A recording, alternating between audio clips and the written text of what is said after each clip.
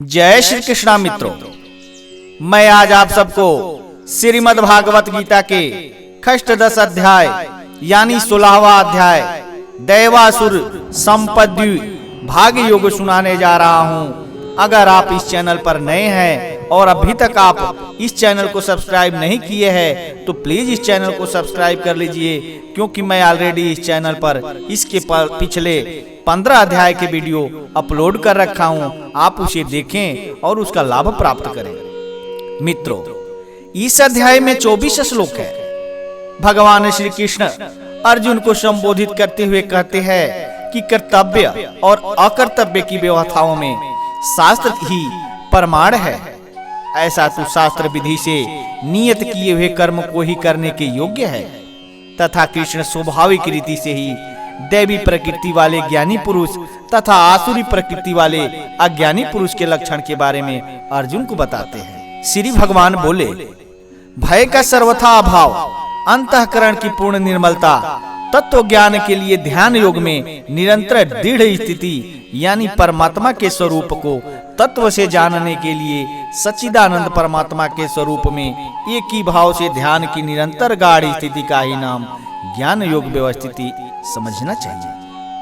और सात्विक दान, इंद्रियों का दमन, भगवान, देवता और गुरुजनों की पूजा तथा अग्निहोत्र आदि उत्तम कर्मों का आचरण एवं वेद शास्त्रों का पठन पाठन तथा भगवान के नाम और गुणों का कीर्तन, स्वधर्म पालन के लिए कष्ट सहन और शरीर तथा इंद्रियों के सहित अंतःकरण की सरलता, मन, वाणी और शरीर से किसी प्रकार भी किसी को कष्ट न देना, यथार्थ और प्रिय भाषण यानी कि अंतःकरण और इंद्रियों के द्वारा जैसा निश्चय किया हो वैसा का वैसा ही प्रिय शब्दों में कहने का नाम सत्य भाषण है।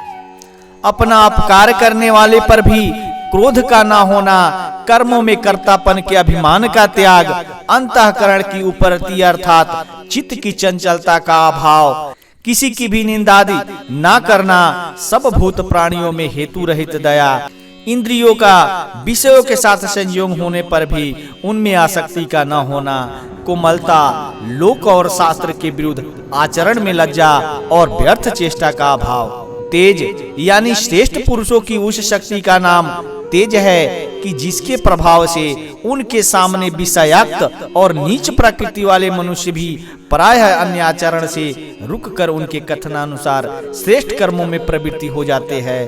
क्षमा, धैर्य, बाहर की शुद्धि एवं किसी में भी शत्रु भाव का न होना और अपने में पूज्य के अभिमान का अभाव, ये सब तो हे अर्जुन दैवी संपदा को लेकर उत्पन्न हुए पुरुष के लक्षण है। हे पार्थ, दंभ, घमंड और अभिमान तथा क्रोध, कठोरता और अज्ञान भी ये सब आसुरी संपदा को लेकर उत्पन्न हुए पुरुष के लक्षण है। दैवी संपदा मुक्ति के लिए और आसुरी संपदा बांधने के लिए मानी गई है। इसलिए हे अर्जुन, तू शोक मत कर, क्योंकि तू दैवी संपदा को लेकर उत्पन्न हुआ है। हे अर्जुन, इस लोक में भूतों की सृष्टि यानी मनुष्य समुदाय दो ही प्रकार का है, एक तो दैवी प्रकृति वाले और दूसरा आसुरी प्रकृति वाले। उनमें से दैवी प्रकृति वाला तो विस्तार पूर्वक कहा गया है। अब तू आसुरी प्रकृति वाले मनुष्य समुदाय को भी विस्तार पूर्वक मुझसे सुन। आसुरी स्वभाव वाले मनुष्य प्रवृत्ति और निवृत्ति इन दोनों को ही नहीं जानते, इसलिए उनमें ना तो बाहर भीतर की शुद्धि है, न श्रेष्ठ आचरण है और ना ही सत्य भाषण ही है। वे आसुरी प्रकृति वाले मनुष्य कहा करते हैं कि जगत आश्रय रहित है, सर्वथा सत्य और बिना ईश्वर के अपने आप केवल स्त्री पुरुष के संयोग से उत्पन्न है, अतएव केवल काम ही इसका कारण है, इसके सिवा और क्या है।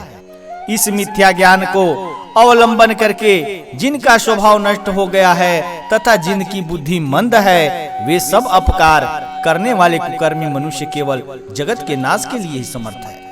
वे दंभ, मान और मद से युक्त मनुष्य किसी प्रकार भी पूर्ण न होने वाली कामनाओं का आश्रय लेकर अज्ञान से मिथ्या सिद्धांतों को ग्रहण करके भ्रष्ट आचरणों को धारण करके संसार में विचरते हैं।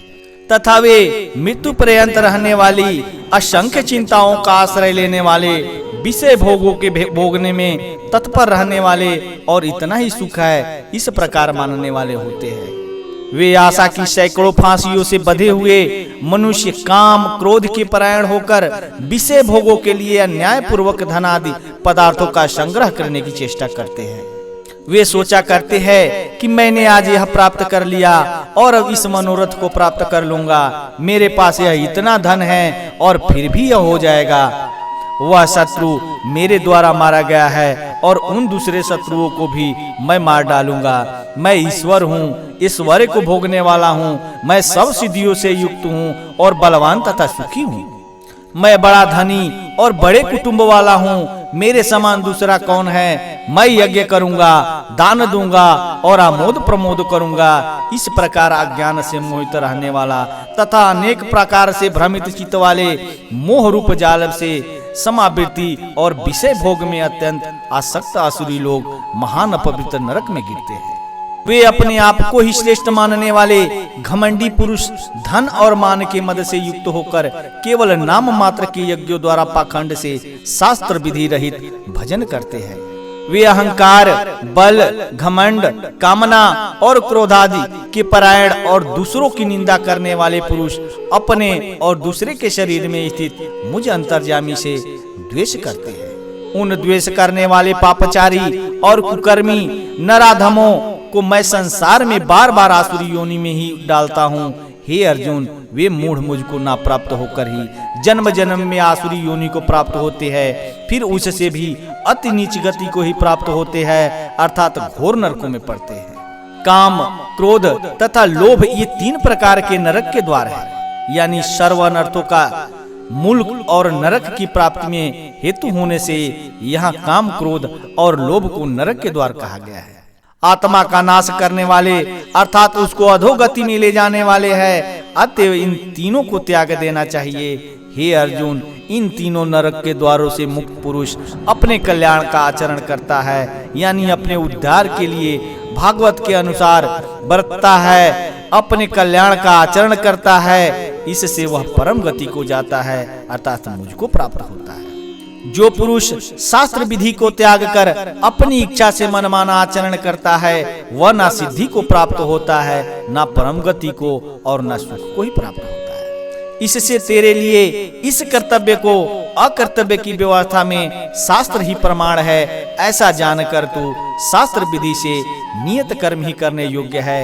इस प्रकार उपनिषद, ब्रह्म विद्या तथा योग शास्त्र रूप श्रीमद् भागवत गीता के श्री कृष्ण अर्जुन संवाद में दैवासुर संपाद विभाग योग नामक 16वां अध्याय संपूर्ण हुआ।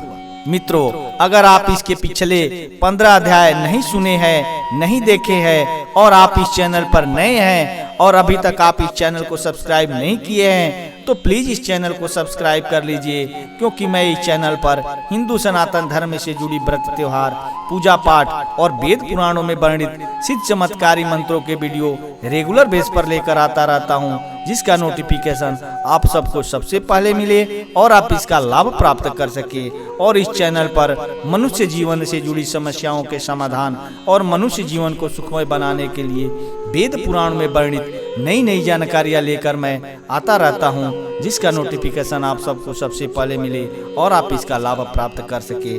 तब तक के लिए इतना ही, धन्यवाद।